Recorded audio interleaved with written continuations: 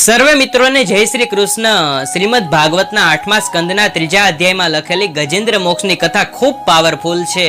ગમે તેવું મોટું સંકટ વિપત્તિ આ કથાના પાઠથી ટળી જાય છે, તેમજ કર્જથી મુક્તિ મળે છે।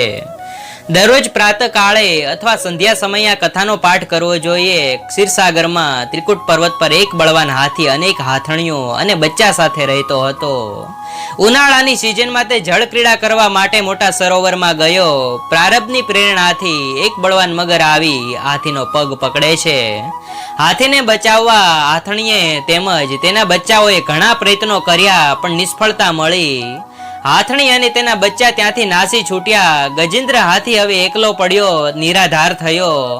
એકલા પડે એટલે જ્ઞાન જાગૃત થાય છે। ભાગવતમાં લખ્યું છે કે 1000 વર્ષ સુધી યુદ્ધ ચાલ્યું। મનમાં પ્રશ્ન થાય કે આટલો બળવાન હાથી મગર પાસે કેમ લાચાર બન્યો? આ પૂર્વ જન્મનો ઇતિહાસ છેલ્લે સમજાવું।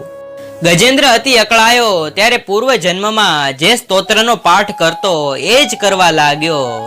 ગજેન્દ્રની પ્રાર્થના સાંભળી નિરાધારના આધાર પ્રભુ નારાયણ દોડતા આવ્યા છે। ત્યારે ગજેન્દ્રએ કમળનું ફૂલ લઈ નારાયણને અર્પણ કર્યું।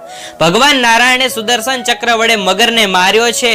આ મગર પૂર્વ જન્મમાં હું નામનો ગાંધર્વ હતો, પણ દેવલ ઋષિના શાપને લીધે મગરનો અવતાર પામ્યો હતો અને ગજેન્દ્ર પૂર્વ જન્મમાં ઇન્દ્રધુમ્ન રાજા હતો અને પોતે ધ્યાનમાં બેઠો હતો। ત્યારે અગત્ય મુનિ આવ્યા, પણ સન્માન ન કર્યું એટલે ઋષિના શાપથી હાથીનો અવતાર મળ્યો હતો। પૂર્વ જન્મમાં ખૂબ ભજન કરેલું એટલે હાથીના અવતારમાં પણ વિષ્ણુ યાદ આવ્યા અને મોક્ષ થયો। જય શ્રી હરિ। આવી ધાર્મિક કથાઓ માટે લાઈક, શેર અને ચેનલને સબસ્ક્રાઇબ જરૂર કરજો।